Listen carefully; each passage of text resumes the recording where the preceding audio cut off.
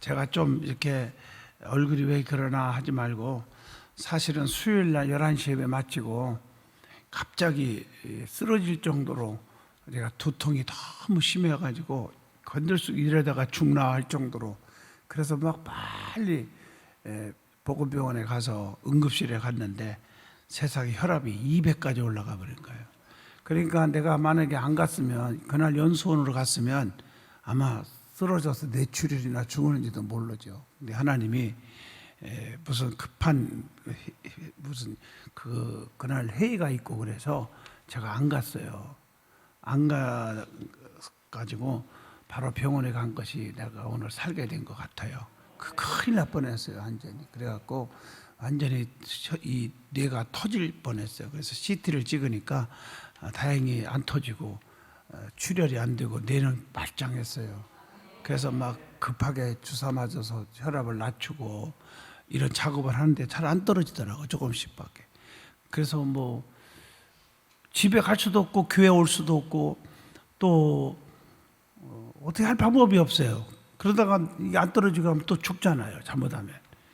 그래서 응급실에서 밤새도록 누워 있어서 1시간 간격으로 체크하고 막 계속 1시간 간격으로 하루 종일. 그래서 응급실에서 하룻밤 자고 바로 입원실에 가서 입원을 좀 해야 되는데 내 성격이 오래 입원할 스타일이 못 되잖아요.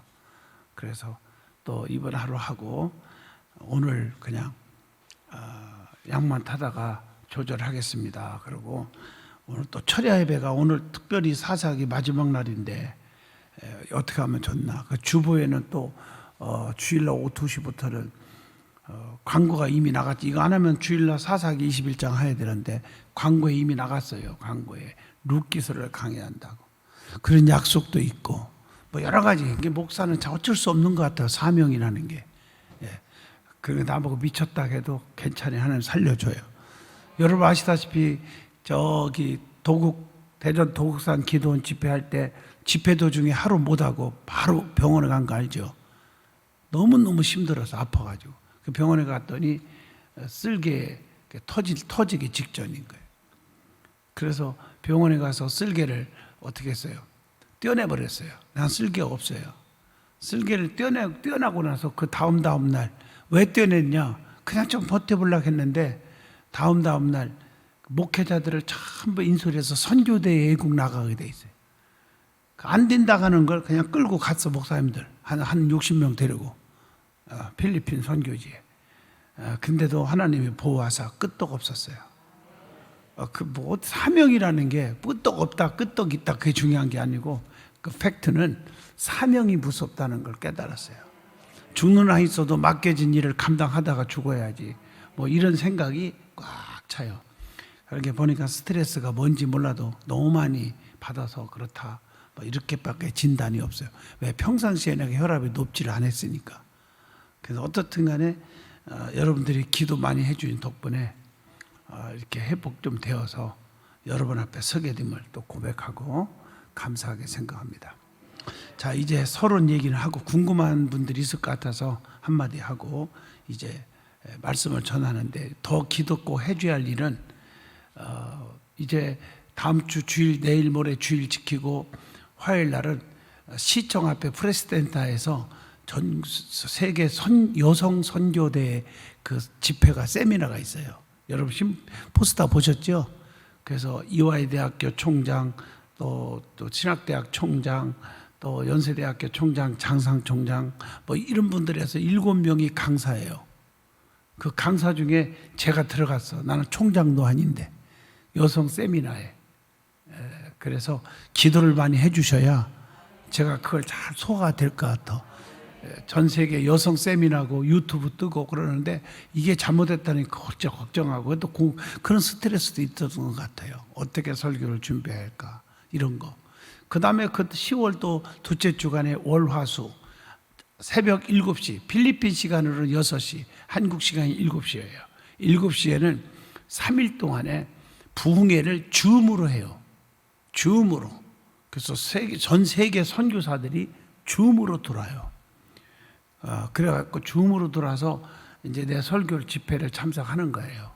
또 설교만 끝나는 게 아니라 또 설교를 끝나고 나서 또 그 전 세계에 있는 선교사들 다 내로라는 목사님들하고 제가 또 이렇게 질의응답 질문도 받고 답도 해줘야 되고 뭐 이런 걸 한다는 게 스트레스가 지금도 그게 있어요. 자, 그렇잖아요. 이게 쉬운 게 아니에요. 다 뭐 거기 뭐 신학 박사들 뭐 유명한 분들도 다 있는데 잘못 내가 모르는 질문을 또 던져봐요. 이거 즉석에서 하는 일인데 질문 내용도 몰라요. 나온 게 아니라 즉석에서. 그러니까 여러분들이 기도 좀 해주셔야 사명을 또 그것도 감당하고 선교사들에게 힘이 돼야 하잖아요. 이제 알아들었죠? 네, 감사해요. 그래서 그 집회를 한번 이렇게 줌으로 들은 걸 한번 이렇게 살펴봤더니 어떤 분은 환자복을 입고 앉아서 하더라고요. 그걸 보면서 와, 참 선교사님들 대단하다. 예? 환자복을 입고 그 새벽 집회를 참여하는 걸 보니까 더 사명감이 들더라고요. 자, 이제 됐어요. 자, 오늘 사사기 21장은 하나님을 전심으로 의지하고 하나님을 섬기고 그렇게 해야 되는데 하나님을 전심으로 의지하지 않으면 어떻게 되느냐 하는 내용이 사사기 21장 마지막에서 결론적으로 줍니다. 내가 가만 설명해도 잘 들리죠? 그래서 이 사사기 21장 마지막 하기 전에 지난 주일 오후에 2시에 설교한 20장 잠깐 우리가 살펴보면 이해가 좀 빠를 것 같아서 복습은 아니고요. 예수 믿는 사람들, 크리스찬들의 생활이 어떻게 해야 되냐 하는 교훈을 주고 있잖아요. 그래서 특별히 19장에서 보면 이스라엘의 모든 지파와 베냐민 지파에 뭐가 일어나? 분쟁에 관한 싸움이 벌어져. 분쟁이 일어나. 그런 내용들로 가득 차 있어요. 그래서 이런 그 분쟁을 속에서 우리가 느낄 수 있는 것이 바른 그리스도인들은 살아가기 위해서 어떻게 해야 되느냐? 이걸 우리에게 20장을 통해서 배웠죠. 그래서 그것이 먼저 그리스도인들은 하나님께 먼저 여쭤보고 질문하고 하나님과 의논하고 구하고 그래야 된다는 거죠. 이해하셨죠? 뭔 말인지. 하나님께 물어봐야 돼. 그래서 이걸 제가 설명하려면 시간이 또 많이 가니까 내용은 안 해도 다 아시죠? 그런데 그분들이 물어보기는 했어. 맞죠? 물어보기는 했잖아요. 그런데 하나님이 베냐민의 기부에 가서 징계하라 하는 계획을 세웁니다. 계획을 다 세워놓고 이룰 수 있도록 하나님께 여쭤봤다. 이게 문제인 거예요. 여러분 핵심이 그거예요. 여러분이 기도할 때 하나님 어떻게 하면 좋습니까? 그것도 좋아요. 그런데 그게 하나님이 싫어하는 거예요. 자기가 다 계획을 세워놓고 자기가 이렇게 다 세워놓은 다음에 하나님 어떻게 하면 좋아요? 하고 꼭 여쭤보는 것 같지 않지만 자기의 계획은 다 세워놓은 거예요 이미. 그건 진짜 질문이 아니다. 그러면서 여러분에게 질문했죠. 항상 보면은 목사한테도 다 자기가 뭘 할 걸 다 결정해놓고 목사님 어떻게 할까요? 그럼 어쩌자는 거예요. 딱 보니까 다 결정해놓고 무슨 뭐 사업을 할 때도 가게 계약 다 해놓고 나서 다 해야 될까요? 안 해야 될까요? 그 말이 돼요 그거? 그럼 어떻게 하지 말라 그러면 상처 엄청 받을 거고 해라고 그래갖고 실패하면 실패할 것이 뻔한 건데 해라고 하면은 또 실패했으면 목사님이 하라겠는데 또 이럴 수 있고 다 그런 건 아니지만 좀 비인격적인 신앙을 가진 중직들이 가끔 있어요 교회 안에. 참 난처해요 목사가요. 우리 여기 중직들 권사님 지역장들 몇 분은 제 말이 이해가 될 거예요. 항상 제가 얘기하잖아요. 신방 갈 때 오픈 예배 드릴 때 보면 벌써 안 될 게 다 나타나요. 근데 안 될 거라고 얘기할 수가 없어. 내가 말을 못 하는 거예요. 근데 진짜 얼마 안 가서 진짜 실패해요. 있는 거 다 말아먹어요. 답답한 거예요. 뭔가 좀 하나님 앞에 처음부터 물어보고 아니면 주회종한테도 마찬가지요. 먼저 내가 이런 계획을 세우려고 하는데 하나님 목사님 어떠면 좋겠습니까? 하나님께 여쭤보죠. 그럼 목사가 좀 하늘 일주일에도 기도 좀 해본다든가 아멘 해봐요. 또 여러분들도 하나님 앞에 직접 하나님 어떻게 하면 좋겠습니까? 허락을 받고 한다든가 그래야 되는데 어떤 사람은 그렇게 했다고 말하죠. 근데 제가 오늘 이 말씀 20장을 통해서 말씀한 것처럼 똑같아요. 이스라엘 백성들처럼 똑같아요. 하나님 앞에 여러분 기도할 때 뭐라고 기도합니까? 하나님 이렇게 해주시고 저렇게 해주시고 이렇게 하려고 합니다. 저렇게 하려고 합니다. 그래놓고 마지막에 아버지 뜻인 줄로 믿습니다. 하나님 허락했죠? 이러는 거예요. 그러니까 하나님께서 그건 네 뜻이지 내 뜻이 아니다. 이런 얘기예요. 이런 교훈을 우리가 첫 번째 받았죠? 기억나시면 아멘 하세요. 그러니까 모든 일을 의논할 때 우리의 태도가 어떤가, 모든 게 처음부터 기도로 시작해서 의논하고 했는지, 아니면 자기의 욕심대로 자기의 의지대로 꿈대로 성공하려고 하는 어떤 그 너무 큰 목표 의식에 의해서 밀어붙이고 있지 않는지, 하나님이 원하지 않는 것인데 그걸 반성하자고 깨달았습니까? 그 다음에 두 번째, 다른 사람의 타인의 충고에 귀를 기울여야 된다는 충고를 주는 거예요. 이스라엘은 비록 기브와의 전쟁을 계획했지만 평화적 해결을 시도한 겁니다. 그래서 모든 이스라엘 지파들은 각 지파의 대표들을 뽑아서 베냐민 지파에게 전가를 보냅니다. 그리고 못된 짓 한 비류들, 베냐민 지파 중에 못된 짓 한 것들 있잖아요. 19장에서 배웠죠. 아멘 해봐요. 이들을 다 징벌하라 뽑아서 그냥 그게 마땅하다. 그리고 그들을 내놔. 이렇게 했는데 이스라엘 지파에서 어떻게 됐습니까? 반응을 보면 어떻게 했어? 13절 14절에 나오죠. 이스라엘 총회의 결정과 충고를 어떻게 했어요? 무시해버리고 베냐민 지파는 자기 지파에 속한 자들이라고. 그래도 베냐민 지파 입장에서 못된 놈들이지만 자기 편이라고 감싸주다가 엄청난 무고한 피를 흘리고 말았다는 거 깨달았습니까? 이해하셨죠? 뭔 말인지. 처음에는 전쟁에서 2번 이겼어요. 기억나요? 이제 좀 이따 얘기하겠지만, 그러나 세 번째 어떻게 했어요? 다 망해버렸죠. 그리고 자손들이 다, 조상들이 쉽게 말하면 자기의 그룹들이 점점 다 죽고 얼마 남지를 않아요. 아주 씨가 마를 정도로 비극이죠. 그게 이제 또 이제 마지막 21장에서도 나오겠죠. 자, 어떻든 간에 우리가 잘못한 건 잘못한 거예요. 그러니까 우리가 요즘 정치판도 그렇잖아요. 여당 야당 할 것도 없어. 정치 얘기 아니니까 이해하고 다 똑같다고 그랬죠. 제가 지금 아멘 해봐요. 보면 자기 편을 감싸려고 하는, 잘못한 것도 있으면서도 감싸려고 하는, 너무 지나치잖아요. 그게 문제가 아니에요. 나라를 생각해야 되는데 그렇지 않을 때가 자기들의 이권과 자기들의 당리당략에 의해서 움직이려고 하니까 이게 문제가 생기는 거예요. 백성들이 너무 피곤하고 힘들고. 맞잖아요? 마찬가지 이때도 그랬던 거예요. 자기들의 속한 적이라고 그들을 감싸줬다. 이것이 하나님 앞에 죄라 그 말이에요. 그래서 어떤 경우에 실패해도 그 다음에 주님을 떠나지 말라 하는 세 번째 교훈을 줬죠. 맞죠? 첫 번째 하나님 앞에 기도했는데 실패했어요. 이스라엘 백성. 두 번째 베냐민 지파와 싸웠지만 두 번째도 실패했어요. 맞죠? 그건 뭐냐면 내 계획과 성취를 위해서 하나님 이기게 해달라고 이기적인 기도를 했기 때문에 실패한 거예요. 기도 응답 같아도 아닙니다. 오늘 여러분 기도할 때 이기적인 기도를 하지 말란 말이에요. 자기 욕심에 끌려서 기도하는 게 아니에요. 실패해요.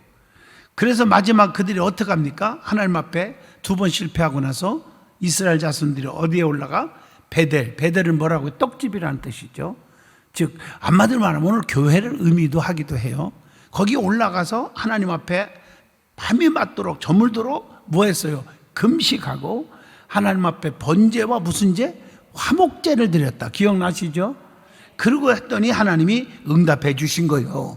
그래서 이긴 거예요. 이해하셨죠? 2번의 실패에 쓴 자는 너무 이기적인 기도란 말이에요. 너무 자기 중심 이기적이지 마세요. 교회 안에서도 자기 마음에 쏙 드는 것만 좋아하지 마요. 목사가 목회하면서도 힘든 게 그거예요.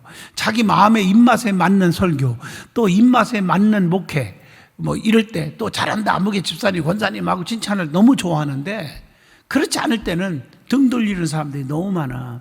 입이 두자 나오고 삐죽거리고. 여러분 아닌 것처럼 나한테 보여도요, 제가 얼굴 눈빛 보면 달라져요. 뭔 말인지 아시죠? 목사도 아는데 하나님이 오직 모르겠어요. 다 알고 있지. 그래서 철저하게 실패하고 나서 금식하고 베델에 올라가서 금식하고 번제를 드리고 화목제를 드려서 이기게 하셨다. 이런 얘기를 했습니다. 그리고 마지막은 잘못했을 때 하나님 앞에 뭐 한다? 용서를 구하여야 한다. 여기까지 은혜 받았죠? 아멘. 그래서 이사야 1장 15절로 16절을 읽어줬죠. 너희가 손을 펼 때에 내가 내 눈을 너희에게 가리고 너희가 많이 기도할지라도 내가 듣지 아니하리니. 많이 기도해도 많이 오랫동안 앉아서 기도한다고 해도 듣지 아니하리니 이는 너희의 손에 피가 가득함이라. 뭔 말인지 알죠? 너희는 스스로 씻으며 스스로 깨끗하게 하여. 누가 너의 죄를 씻어주는 게 아니요, 스스로 하나님 앞에 금식하고 스스로 하나님 앞에 번제를 드리고 화목제를 드리라 이거죠. 아멘. 그래서 깨끗게 해서 내 목전에서 하나님 앞에서 하나님 하시는 말씀, 너희 악한 행실을 버리고 악을 그치라. 이렇게 20장에서 깨달았어요. 오늘 마지막 21장은 하나님을 전심으로 의지하지 않으면 어떻게 되느냐. 백성들은 19장에서 20장에서 발생한 무서운 사건 이미 다 설명했죠. 하나님께 대한 새로운 인식이 생겨났어요. 그러나 잘 들어봐요. 자, 인식이 자, 보세요. 자, 그러나 그들을 그들을 하나님을 나의 왕으로 인정하지 않은 거예요. 하나님을 왕으로 인정하지 않고 하나님을 전심으로 의지하지 않았을 때 어떻게 되느냐는 거예요. 그것이 오늘 21장 마지막 장에서 답을 줍니다. 첫 번째, 자, 본문 1절입니다. 결과에 대하여 생각하지 않는다는 것입니다. 자, 이스라엘 백성들은 미스바에서 자기의 딸들을 베냐민 지파의 사람들에게 어떻게 했어요? 아내로 어떻게 하세요? 주지 않기로 맹세를 합니다. 엄숙히 서야겠다는 거죠. 여기서 중요한 건 맹세입니다. 맹세를 함부로 하면 안 돼요. 아무리 속상해도. 맞죠? 이스라엘 백성들은 미스바에서 자기의 딸들을 베냐민 지파의 사람들에게 아내로 주지 않기로 맹세했다는 말이에요. 엄숙하게 서약을 했다는 것을 볼 수가 있죠. 그래서 이스라엘 지파의 이러한 맹세는 베냐민 지파에 비해서 자기들이 하나님 앞에서 더 의롭다고 생각했기 때문이에요. 내가 더 너희들을 비해서 내가 너무 의로운 사람들이야. 우리가 의로운 자야. 이렇게 생각한 거예요. 잘못된 거죠. 그들은 나중에 맹세와는 완전히 모순되는 아주 부당한 행동을 하게 됩니다. 그러기에 하나님께 맹세할 때는 그 맹세에 따르는 뭐에 대하여 숙고해야 한다? 결과를 생각하란 말이에요. 결과가 어떻게 될 건가? 어떤 말을 할 때나 행동을 할 때도 결과에 대해 생각을 해야 돼요. 보세요. 성경에 보면 이런 말씀이 있죠. 누가 무슨 말을 하려면 하나님이 하시는 것처럼 하고. 맞죠? 베드로전서 4장 10절인가요? 자, 마태복음 12장 36절에도 보면 내가 너희에게 이르노니 사람이 무슨 무익한 말을 하든지 심판날에 이에 대하여 신문을 받으리니. 그런 말이 있어요. 문제는 오늘날 대부분의 사람들이 그 결과를 생각해 보지도 않고 즉흥적으로, 감정적으로, 순간적으로 행동하는 데 있다는 거예요. 인간의 그 삶의 모든 것은 성경에 보면 심는 대로 거둔다는 법이에요. 갈라디아 6장 7절 보세요. 스스로 속이지 말라. 하나님은 업신여김을 받지 아니하시나니 사람이 무엇으로 심든지 그대로 거두리라. 이게 성경의 원리예요. 자, 두 번째는 죄를 인식하지 못했다는 거. 2절로 4절입니다. 이스라엘 지파들은 베델의 성소로 올라가서 하나님 앞에서 하루 종일 대성통곡합니다. 그 2절이에요. 이것은 이스라엘 지파들이 오랫동안 하나님을 떠나서 헤매고 있었다는 것을 깨닫고 영적으로 각성한 것을 의미한 거죠. 그렇지만 이스라엘은 자신들의 잘못을 바르게 깨닫지 못하고 올바르게 깨닫지 못하고 있었다는 거예요. 왜냐하면 3절 보면 하나님을 원망하고 있었어. 또 여러분, 기도도요, 원망의 기도하지 말라고 그랬죠. 어떤 사람들 기도할 때 보면 내 신세가 왜 이러노, 하나님 해필이면 납니까? 그러면 해필이면 김주사는 5집사가 당해야 되고 6집사가 당해야 돼요? 그런 기도하면 안 되죠. 해필이 왜 납니까? 하나님 이럴 수가 있습니까? 여러분, 원망의 그런 기도는 오히려 혼쭐 나요. 응답은 없고. 여러분, 기도할 때는 원망의 기도하지 마세요. 자, 그러면서도 애형적으로는 하나님께, 애형적으로 얘기하는 거, 형식적으로는 희생 제물을 드리고 있었어요. 4절 봅니다. 이스라엘은 하나님 앞에서 베냐민 지파 사건에 대하여 책임을 회피하고 있었다는 거죠. 자, 이스라엘이 아무리 대성통곡하고 하나님 앞에 예물을 드리며 그렇게 해도 하나님 앞에서 자신들의 진정으로 죄를 고백하지 않고서는 하나님과의 바른 관계를 가질 수가 어떻게 없다는 거죠. 여러분, 시편 51편 17절을 보겠습니다. 하나님께서 구하시는 제사는 상한 심령이라. 하나님이여 상하고 통회하는 마음을 주께서 멸시하지 아니하시리이다. 요한일서 1장 9절을 보면 만일 우리가 우리 죄를 뭐하면 자백하면 그는 미쁘시고 의로우사 우리 죄를 사하시며 우리를 모든 불의에서 어떻게 하신다? 깨끗하게 하실 것이요. 할렐루야. 자, 이스라엘 백성들은 죄를 인식하지 못하고 무수한 헌금을 드리고 4절에 성에 안식일에 대해 모이고 절기를 지켰습니다. 이때 하나님께서 뭐라고 하셨습니까? 5절에 보면 이스라엘 온 지파 중에 총회와 함께하여 여호와 앞에 올라오라 아니한 자가 누구냐? 올라오라고 한 자가 누구냐? 이렇게 얘기를 해요. 성경 5절에 보면. 그러면서 이제 다음에 마지막 세 번째 보면 선악을 구별할 줄 모르고 있었다는 거죠. 5절로 25절까지. 마지막 절까지죠. 이스라엘 지파들은 좀 생각을 해봅니다.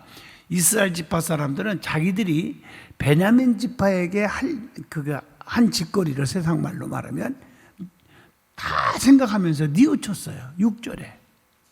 왜냐하면 베냐민 지파와의 전쟁으로 말미암아 아시죠? 전쟁 3번 치렀잖아요.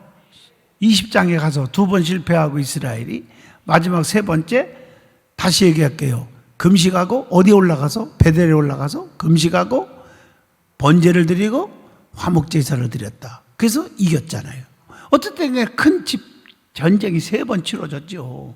이런 전쟁으로 말미암아 베냐민 자손의 수가 다 죽고 얼마 남지 않았어요. 거기다가 자신들의 딸을 그들에게 주지 않기로 뭐 했어요?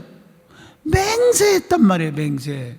그 맹세 함부로 하지 말라는 거죠. 이들이 지금 씨가 말르게 생겼는데, 그래서 이스라엘 자손들이 이렇게 뒤늦게나마 정말 우리가 함부로 맹세했구나, 어떻게 하면 좋아 이거. 그래가지고 늦게나마 뉘우치고 측은히 여겨. 베냐민 지파도 어떻게 보면 같은 혈육이었잖아요. 그래서 어떻게 하면 좋을까? 그래서 도울 마음을 가진 것은 좋은 일입니다. 7절에 그런 마음을 가졌어요. 그렇지만 그들을 돕기 위해서 고안한 2가지 방법은 잘못됐다는 거. 8절로 12절, 16절로 23절 나오죠. 읽어오신 분 아시죠? 이스라엘 지파들은 미스바 총회에 참석하지 않은 자들을 죽이기로 결의하고 조사합니다. 이게 참 문제예요. 에? 죽이기로 결의를 해버렸어. 이게 함부로 결의해도 안 되는데, 에? 지난번 얘기했죠. 함부로 결의하다가 나중에 아시죠? 자기 자손이 죽어버린 거. 결의 함부로 하면 안 돼. 여기서 조금 스탠바이 합니다. 예? 우리가 여기서 중요한 것은 성경에 떠오르는 구절이 있죠. 다리오 왕 얘기. 다리오 왕이 포로로 잡아온 자지만 누구요? 다니엘. 다리오 왕 하면 다니엘이 딱 떠올라야죠. 다니엘이 포로로 잡혀갔잖아요. 그런데 하나님과 함께하는 다니엘, 하나님을 사랑하는 다니엘 아시죠? 하나님이 함께 했잖아요. 그런데 너무너무 사랑하는 다니엘이 다니엘인데 그 다니엘이 매일 하루에 3번씩 기도한단 말이에요. 하나님 앞에. 그걸 약점을 딱 가지고 그 총리와 방백 그 많은 부하들이 어떻게 했습니까? 저걸 제거를 시켜줘야 돼요. 제거시키기 위해서 왕 앞에 가서 다니엘이라는 말을 하지 않고 뭐라 합니까? 왕이 최고입니다. 그렇지, 그렇지. 제가 이제 해석하는 거예요. 사람들이 높여줄 때 좋아하지 마요.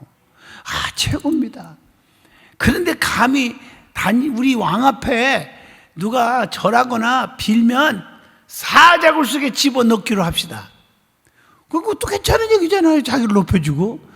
그래 거기에 다니엘이 걸린지도 모르고 어인을 탁 찍고 말았어요. 그래 딱 잡은 게 누구요? 다니엘이잖아요. 기도했잖아요. 하나님 앞에.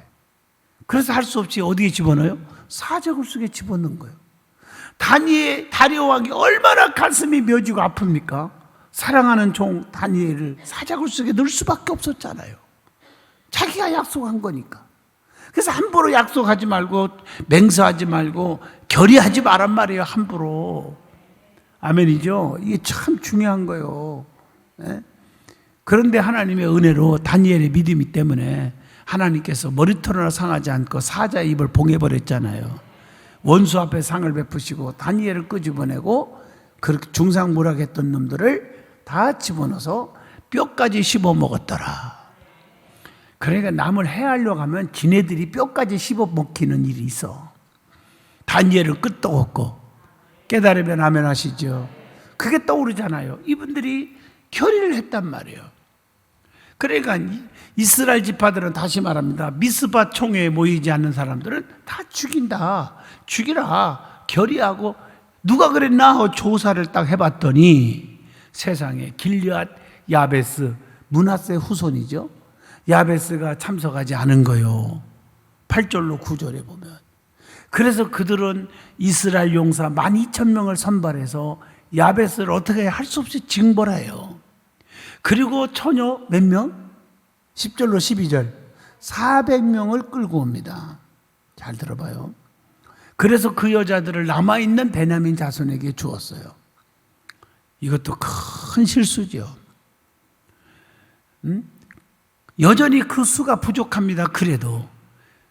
그래서 또 다른 방법을 간구하게 됩니다. 해마다 실로에서 잔치가 벌어졌는데 이런 무도의 해는 젊은 처녀들이 잔치 때 춤을 추려고 나오는 거예요. 그러므로 이스라엘 장로들은 베냐민 지파에게 뭐라고 말합니까? 바로 이때 포도원에 숨어 있다가 딱 무도에서 춤추는 처녀들을 보고 마음에 쏙 드는 처녀가 있으면 살살 붙들어 가라. 말도 안 되죠. 자, 2가지 실수 기억나셔요? 아멘 해봐요. 2가지. 베냐민 지파들은 이스라엘 장로들이 시키는 대로 숨어 있다가 자기 아내가 될 처녀들을 하나씩 데리고 갔어요. 19절로 23절의 말씀이죠. 자, 이거 잘 봐요. 이스라엘 연합지파가 베냐민 지파를 돕기 위한 목적은 좋았지만, 도와준 건 좋았지만, 맞잖아요. 씨가 마르게 생겼으니까. 도와준 건 도와준 거예요. 그렇지만 방법은 옳지 못했다는 거죠. 여러분, 데살로니가전서 5장 21절 22절을 봅니다. 범사에 헤아려 좋은 것을 취하고 악은 어떤 모양이라도 버려라. 이해가 되면 아멘 하시죠? 이스라엘이 왜 이렇게 선악을 분별하지 못했을까? 그것은 저들이 하나님과 그 말씀 앞에서 멀어졌기 때문이다. 그 25절이 답입니다. 하나님을 전심으로 의지하지 않으면 이렇게 된다는 거예요. 자, 그러므로 우리는 하나님의 말씀에 따라 선과 악, 선악을 분별하며 살고 있는가? 가슴에 손을 얹고 생각해 봐야 돼요. 내가 하는 행동이 돕는 것 같아도 이게 선인지 악인지를 분별하고 사느냐? 우리는 하나님 말씀을 잘 분별하는 성장한, 장성한 성도인지 우리는 반성을 해보면서 히브리서 5장 14절을 읽어봅니다. 단단한 음식은 장성한 자의 것이니 그들은 지각을 사용함으로 연단을 받아 선악을 분별하는 자들이니라. 크게 아멘 좀 하시면 안 되겠나이까. 할렐루야, 할렐루야. 이해가 되시면 아멘 하시죠. 그래서 오늘 이 말씀을 통해서 우리에게 주시는 교훈을 받았습니다. 우리 이제 사사기가 좀 어려운 감이 있었지만, 저도 소화하느냐고 힘들었고 여러분도 소화시키냐고 힘들었지만 그래도 성경을 읽어오고 해서 이해가 빨리 온 줄로 믿습니다. 다음 주일 오후 2시부터는 이제 룻기서를 강의하는 거니까 빠지지 말고 꼭 들으세요. 그래서 주일날 2시에는 룻기서 1장을 진도 안 나가고 서론, 룻기서를 통해서 왜 룻기서가 쓰여졌는지, 목적이 뭔지, 우리에게 주는 깨우침이 뭔지 아시죠? 결론적으로 얘기하면 미리 조금 얘기해 준다면 여러분 아시죠? 룻기서에 나와요. 나오죠? 나오미 얘기잖아. 나오미가 베들레헴에서 흉년이 들어 먹고 사는 것 때문에 목구멍이 포도청이라 어디로 내려와요? 이방 땅 모압으로 내려오다가, 그러니까 우리는 내려가면 안 되잖아요. 여리고로 내려가다 강도 만난 것처럼 신앙생활 내려가면 안 돼. 이방 땅으로 내려오면 안 돼. 예배당과 멀리하고 세상과 가까워지는 그게 멀리요. 맞잖아요. 코로나로 핑계대고 예배와 멀어지고. 그래서 어떻게 했어요? 남편 죽었죠. 맞죠? 와서 어떻게 했어요? 두 아들 말lun과 기륜 장가 보냈더니 거기서 두 아들이 또 죽어버렸어요. 맞죠? 죽어버렸잖아요. 그래서 새 과부가 생긴 거예요. 시어머니 나오미. 맞죠? 그 다음에 며느리 누구요? 기억나요? 룻 말고 누구지요? 오르바. 그렇지. 오르바 룻이 며느리가 남았잖아요. 그분 이방 여인들이요. 그래서 너희들은 나는 슬픈 여자다. 하나님 앞에 죄졌어. 세상이 좋아 내려오다가 이렇게 됐어. 너희들은 무슨 죄가 있냐? 너희도 고향이니까 각각 떠나서 좋은 남자 만나서 시집 가거라. 이런 식으로 얘기했더니, 자, 오르바는 이때라 확 도망갔어. 근데 룻은 어떻게 됐어요? 그렇게 말하지 마세요. 강권하지 마세요. 어머니 가는 곳에 나도 가고, 어머니 장사 지내 나도 장사 지내고, 죽어 장사 지내면 참 어머님의 하나님이 나의 하나님이 될 겁니다. 끝까지 쫓아가겠습니다. 아멘은 잘한다. 끝까지 그렇게 말하는 룻과 같은 여인이 필요한 거지요. 교회도 목사님 힘들어도 끝까지 목사님 지켜주겠습니다. 끝까지 교회 지키겠습니다. 하나님 사랑하겠습니다. 과연 몇이나 있을까요? 솔직히 말해서. 그래서 같이 룻과 시어머니 나오미가 베들레헴에 올라가다가 고생 많이 했죠. 편하고자 한 게 아니잖아요. 이삭 죽기까지 하고요. 그거 보면 진심이란 말이에요. 진심이란 말이에요. 힘들어도 그렇게 했단 말이에요. 편한 길이 아니었단 말이에요.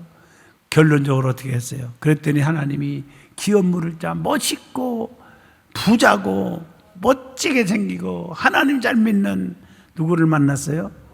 보아스를 만나서 딴딴따단 딴딴따단 딴딴따단 딴따단 딴따단. 아멘.